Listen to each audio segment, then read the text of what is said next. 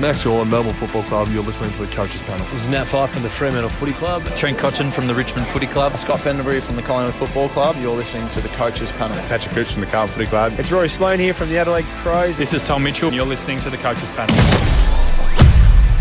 2 weeks to go in your SuperCoach season. How do you feel about that? Are you stoked? Are you disappointed?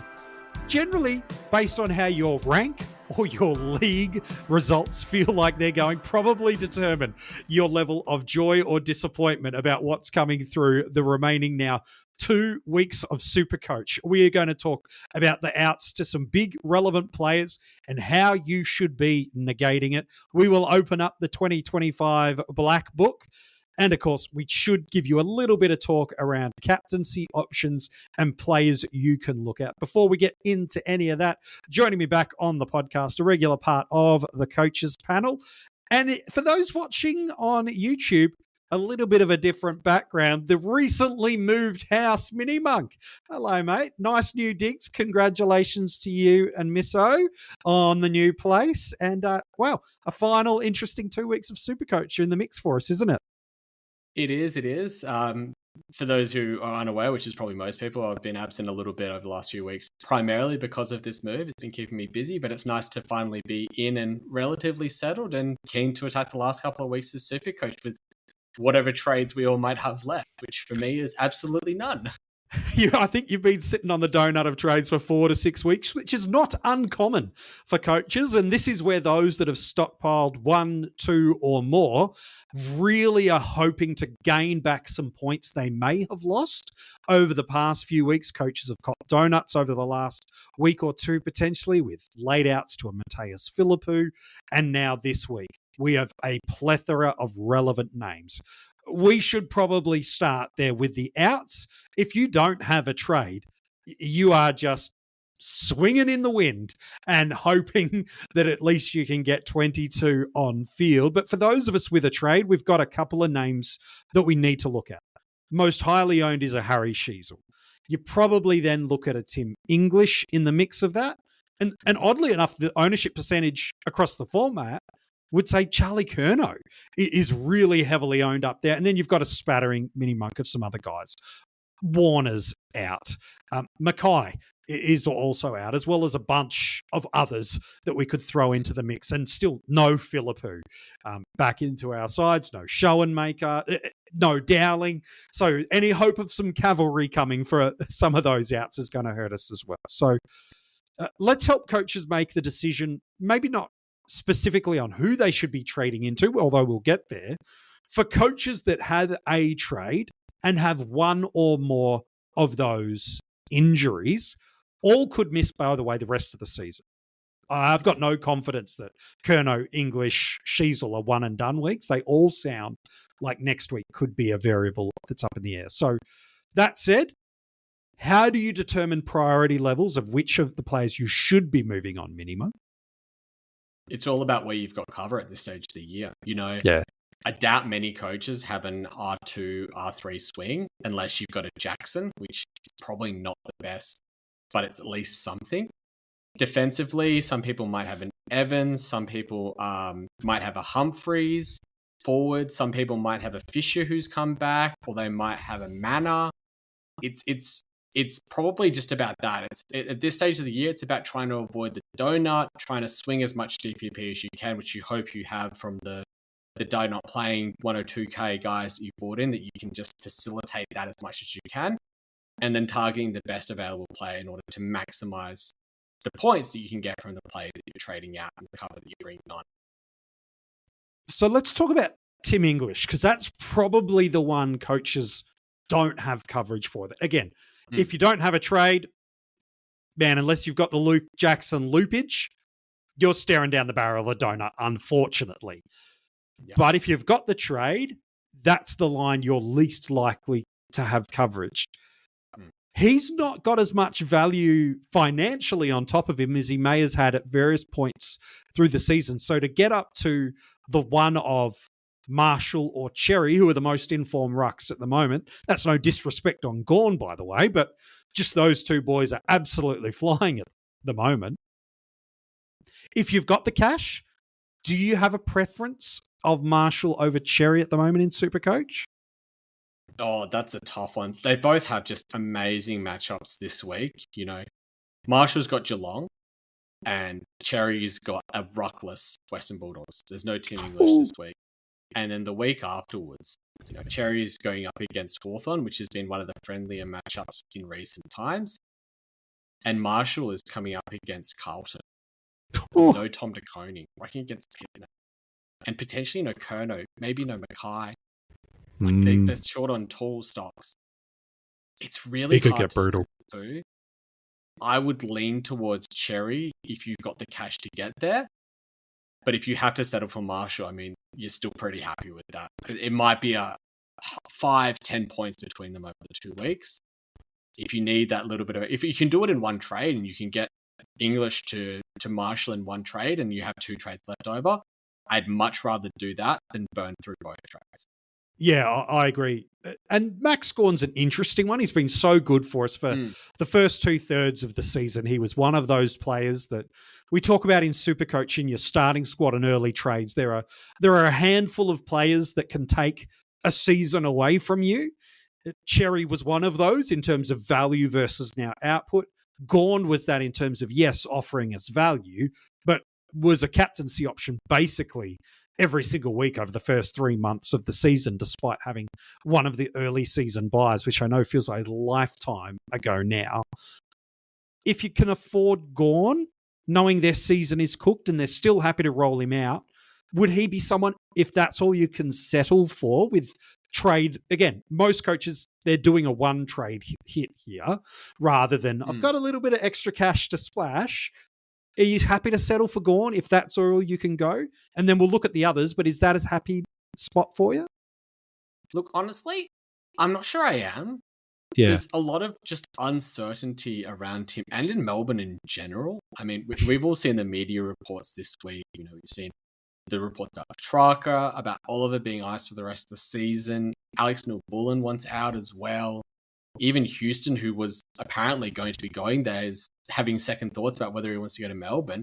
Yeah. It's a bit of a concerning time to be trading into a Melbourne player, let alone the fact that Max Gawn's been recovering off of an injury, and there's every chance they might just give him a rest in the last round and make sure that he's just cherry ripe and give him a good preseason. Yeah. That's the risk. Yeah, I don't know if I could advocate for trading into Gawn, as though he's the best, easier parallel trade option of English to jettison over. I'd almost be rather looking to the others, but the others offer interesting. Like Toby Nankervis has been great, but the fixture matchups isn't friendly.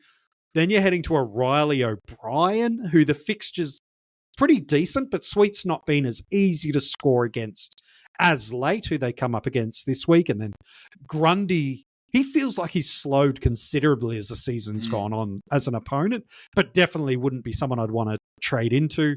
Yes, we know Jared Witts can really put some big scores on, but against a Max Gawn this week, I don't want any piece of that. Is there any ruckman? I've deliberately left a name there to see if you'll pick it up, but if you don't have any money to throw on top of English, is there at least a option, if not two, that coaches could consider to trade into? If you've got $200 lying in the bank, you could go to Kieran Briggs. Yeah. And that's a very enticing one. He's coming up against Fremantle, who are debuting Liam Reedy. He's 204 centimetres, 24 years old. He's been buying his time in the waffle behind Darcy and Jackson. He's no slouch, but it's obviously not like coming up against Sean Darcy. And then round 24, he comes up against the Western Bulldogs. And they think English will be back next week. But if he's not, could be another 110 type matchup for him. Here's one I'd be fairly interested in. If you're looking to try and make a little bit of cash, it's a bit harder to find an option that's enticing enough. And I think that's the really hard part. Yes, Grundy is a little bit cheaper, but I'm not sure I could advocate going there. Meek, would you be interested in? Yeah. Richmond this week? Meek's more expensive. I know. That's what I mean. Like, it's not pretty, is it? Like No. Geelong, you're not looking at Reece Stanley. Darcy You're not Cameron, I going know, has put up sweet. some good scores. You're not You're not going going sweet. It really does feel, if you've got a bit of cash, get up to the one of Marshall or Cherry. If Yeah. you've got to settle, geez, Gawn feels risky, but is the best scoring output. But Briggs, to me, feels the caution to the wind sort of pick that he's got some 120-plus scores this year, let alone what we know he's done previously. So, geez, that's probably where I'd sit. So if you've got no coverage and you've got one trade, don't waste it on Harry Sheezel. Get rid of the donut and cop the 50 or 60 that an Evans or a Humphreys type might throw your way. If you don't have English and you've got Harry Sheezel, I know tentative parts of us would go, or I might just wait and see what Evans does on a Saturday night or what Humphreys does on a Saturday night, and then I'll make the decision about what I do Sunday morning with Sheezel. And in principle, that's okay. But then you do narrow the field of trade options down to the likes of, are you going to go McKercher? Are you going to go Rioli? Are you going to go Sicily? Are you going to go Newman? Are you going to go into Yo? That's where it does get interesting. McGovern, is a really good shout as well. McGovern is a great shout, I think, with no Mackay and no Kerno. I think that he could have an absolute field day. It does smell 150 potentials, Yeah, if I'm going to go towards a Sunday option and have a look at Evans on the Saturday night before committing to trading him out, McGovern is 100. This episode is brought to you by Allstate. Some people just know they could save hundreds on car insurance by checking Allstate first. Like, to check you have the tickets in your wallet first before you drive 2 hours to the big game. Seriously, you had one job. Now the closest you'll get to the 50-yard line is parking lot D. Yeah, checking first is smart. So check Allstate first for a quote that could save you hundreds. You're in good hands with Allstate. Savings vary. Terms apply. Allstate Fire and Casualty Insurance Company and Affiliates. Northbrook, Illinois. The player I'd be going to. What's your cutoff threshold? Using an Evans and Humphreys, again, those would be the popular bench options. What's your threshold? Again, Clarko was very clear that he wasn't playing this week in the presser, but did not give me any confidence as a Sheezel owner that I'm not walking into another week of holding him. So is it the scoring benchmark of an Evans or Humphreys that determines the trade, or are you pretty keen to look to move on almost regardless of what happens this week, knowing this penultimate week could really define ranking success or whether you make your league grand final or not?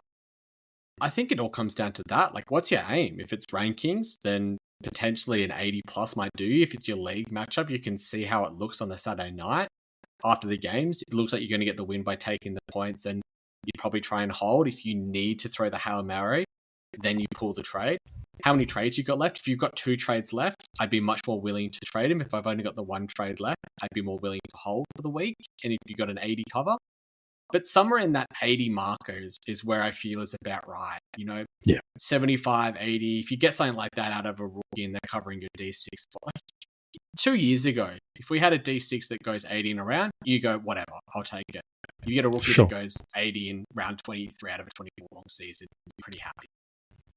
Yeah, I think you're right. I don't, unless you've got more than 2 trades, you're waiting till Sunday morning to make that trade.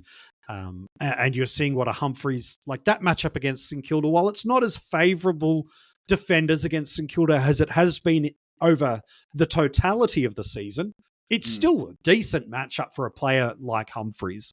And Evans against the Crows, like he's given us tons before in SuperCoach this year. So it's a showdown as you're well. not doing it before. Yeah. Anything. Yeah, well, exactly. So to me, I'm not trading Sheezel out unless you've got 3 or more trades until Sunday. If you've got 3 or more, well, yeah, now you want to have a look at all the available options for you that are playing through Saturday, through there. But even then, those Sunday names are fine. McGovern, Rioli, Newman, McKercher. There's enough there.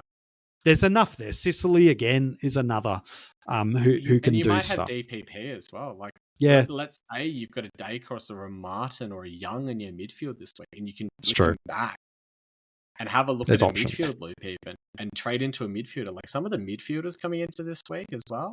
Oh, yeah. In that last day, Western Bulldogs, Trelaw, you could have a look at LDU. Hawks versus Mhm. Richmond, you can consider a real day.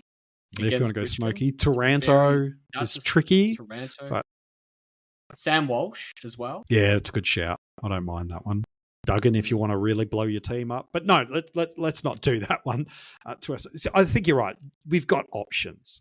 I do want to open up the black book in a second. This is certainly not going to be the longest coaches panel podcast because again, if you're deeply battling for rankings, you're limited with moves in SuperCoach right now. And if you're just like, I like hearing SuperCoach content, but I don't care about you don't need to hear an hour of the hair and the miso sorting you through how we're going to resolve things. But before we get to the black book, and we'll reveal one name that we've got each that's in our SuperCoach black book for 2025. VC and C options are probably what most coaches have as scoring variable movements that we can do. Give us some early round VC players we could look at. So sort of Saturday afternoon into Friday night, knowing then Saturday night into Sunday. We do have some pretty good captaincy options too, if our VC falls away. I feel like there's one that you're ready to run through the gates of hell with as a VC option though. Oh, I think that this is the most obvious VC option of the round. And I think that I would assume that almost all coaches will have it. It's Sam Flanders. Yeah. Melbourne now, with no Petrarca and no Oliver, he's going to run absolutely right. Unless a tag goes to him, he's going to go off the chain. And surely you're tagging an Anderson over a Flanders, if anything. 100%. Yeah. So yeah. He's the one that I'd be going to. You could have a look at someone like a Zorko as well against the Flyers. Don't mind that shout. If you're running a bit of a later one, because let's face it, most people have a few red dots, so you can probably look to loop quite late onto the round. On the Saturday night, St Kilda versus Geelong could be an absolutely SuperCoach gold one. You've got Tom Stewart, Jack Sinclair, Zaya Wanganeen-Millera, and Rowan Marshall as all potential VC and even captaincy options as well. Yeah, that's true. Gee whiz. And then the biggest one of all is on the Sunday morning. Sunday first game. Man, if you've got Tristan Cherry, he's your captain this week. Like, just, my God. It could be the most informed player. The most informed player in the game. And he's got a ruckless Western Bulldogs this week. At Marvel Stadium, under the roof. You are normally getting a 130 and not even thinking. Yeah. But if you've got Cherry and you're behind, either in rankings where you feel like you are in the pack again, you can't see what others in contention are doing as easily as you can in other formats, such as AFL Fantasy, where they make that option. But in your ranking battle, where you get a sentiment of what the top 1% are doing with selections, and then if you're focused on leagues and you can see a little bit more clearly, you're like, man, I feel like I'm 20, 30 points behind off the marker. Geez, I've got Sheezel. Evans only got 80, and a lot of people have Humphreys, and he gets a 95. Geez, you're going to find it hard not to be like, you know what?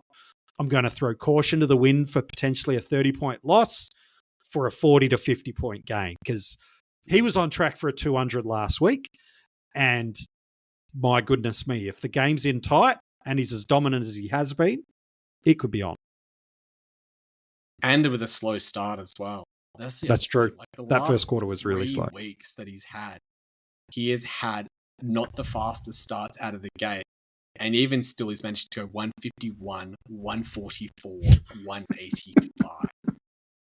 Like, that is ridiculous numbers. It really Especially for a ruckman who is playing essentially his first season being a sole ruckman. That's true. It is wild when you think about it. He's the MVP in SuperCoach this season. Just, again, across you take formats. 100%. You take what we paid for, The fact that he's only had the one bye and navigated us through beautifully. Now these monster ceiling games in this back half of the season, so much of the conversation heading into 2025 is going to be, is he worth starting? And that will be something we are not even going to worry about entertaining right now in the middle of August. These are January and February conversations to argue amongst ourselves and our listeners with, but he could not have done any more. Nobody has outperformed his scoring.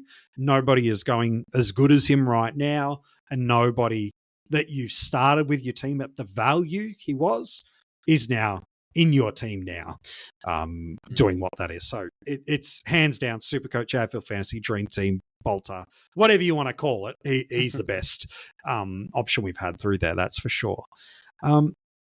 So let's open up the Black Book for 2025 before we wrap up this episode then. So the premise is one player in your SuperCoach Black Book that you just want to put on the radar for the SuperCoach community. It might be an obvious pick or it might be a really, really obscure one. Who's your Black Booker and why? I have two. Of course you do. One's an obvious one and one's a very obscure one. Well, let's go with the obvious one. The obvious one is Toby Conway. Nice. He has played as the main ruckman for Geelong for a few games this year. Not as often as what many would have thought. And their ruck stocks are just, Blicavs and Stanley aren't going to cut it for much longer. Nope. I think they wanted to play him more often from what I've heard. And he's in the right age to be able to break out. And we're going to be screaming out for a value ruck option next year. Mm-hmm. He looks like the most obvious one. I'd be having a look at him at an R2. Yeah, I'm with you on that. Who's your obscure one? Because some would say that's not obvious. But we've got him, and that's why we do this Black Book at the end of the year, not just for filler content to make a podcast go over 20 minutes, which we've officially crossed over, by the way, so don't worry about that. But it's genuinely because we do think differently in the preseason. We buy into the hype of what we see in social media. We forget these elements and then react chaotically in March, like, oh, Conway's playing ruck. We thought it was DeConing that was going to be their guy. And maybe that's the case. But again, that's the purpose of the Black Book. Put a guy in, process it, monitor the preseason with intrigue and interest. So I like that shout. Who's your obscure one then? Neil Erasmus. Woo. Talk me through it. He currently has forward status. I suspect he'll probably keep it. And if he moves clubs, like what I'm hearing he probably will, he is going to be dirt cheap forward status, probably move somewhere where he's going to get inside midfield time. Mm-hmm. I have a feeling we could be running 3 rookie deep forward lines come next year. Him at F4 and a couple of 2024-25 draft pickups at F5 and F6. He's one that I would very much be penciling away if he moves clubs. And that's the caveat on it. He will not get the time if he stays at Fremantle. But if he ends up where I'm hearing he's likely to, it's on. The forward line's fascinating to me because so much of this preseason was about, oh no, the forwards are bad, and we panicked. And politely as a community, Zorko popped more than he would have because of Coleman's injury. Let's be clear on that. But he was always a good shout because of how consistent he was. Heaney was the most obvious pick. Even if you'd not been on him, by the time round 0 was done, if you went against him, you're digging your own grave a little bit through there. But the forward line's heading into 2025. I've got no fear about what that line looks like for me, because we're going to have a Bailey Smith, yes, coming off an ACL, but he did the injury early in the preseason.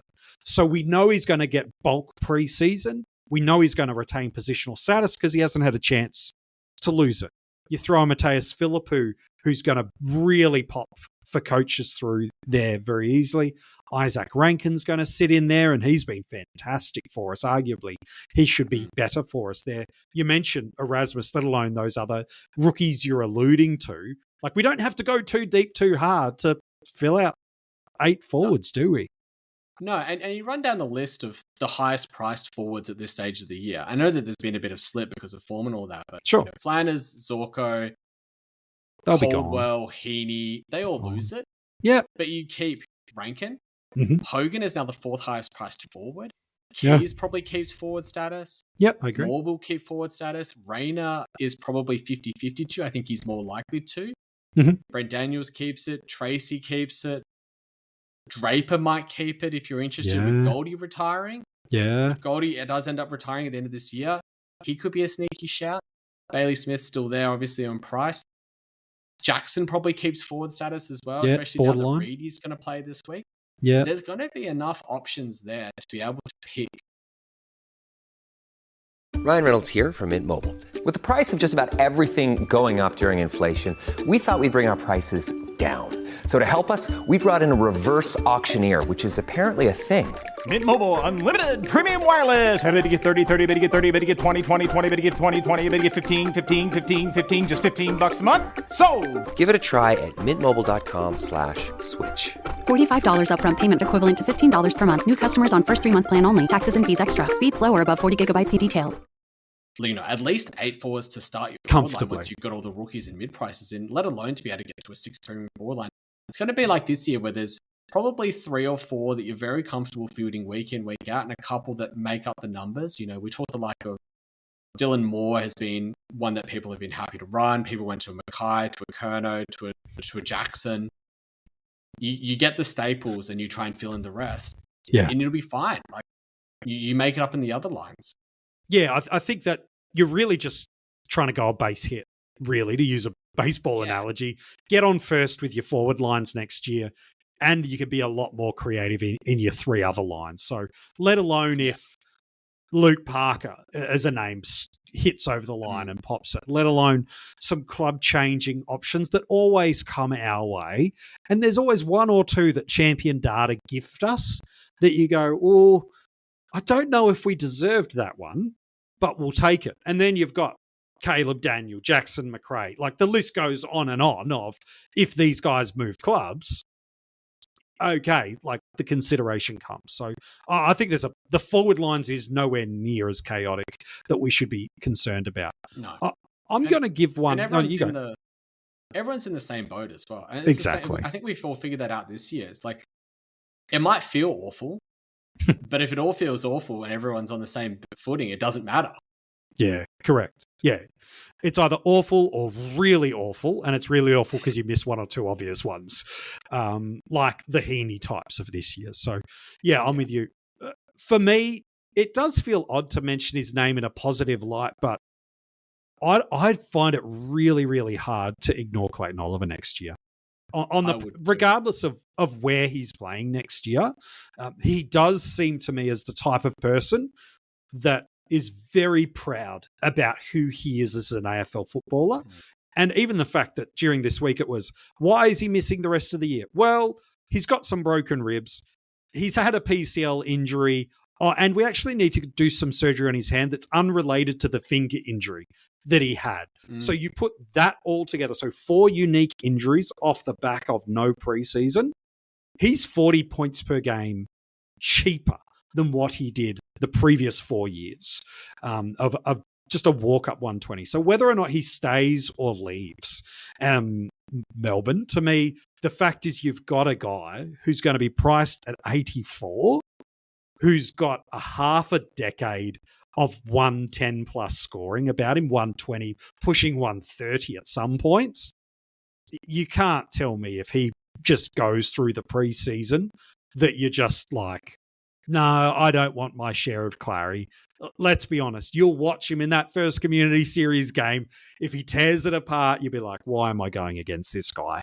So to me, it feels obvious, but the noise around Clayton is so anti at the moment that I want to put him back in a positive light, which is think of all the things that have gone against him this year, and yet he's still gone an 83 and he's been putrid.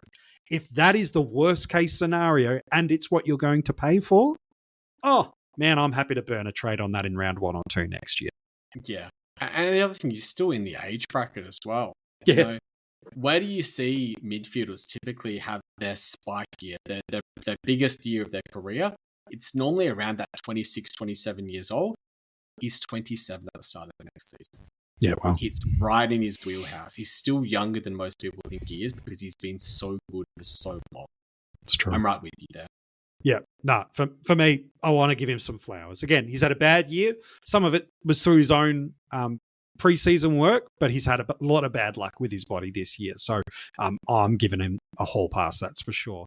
Hey, MiniMonk, it's been a pleasure talking SuperCoach with you. Just one more strategy episode to go for the year. It's weird to think we're almost here, but it's been a big SuperCoach season. Well, thank you, man, for jumping on yet again.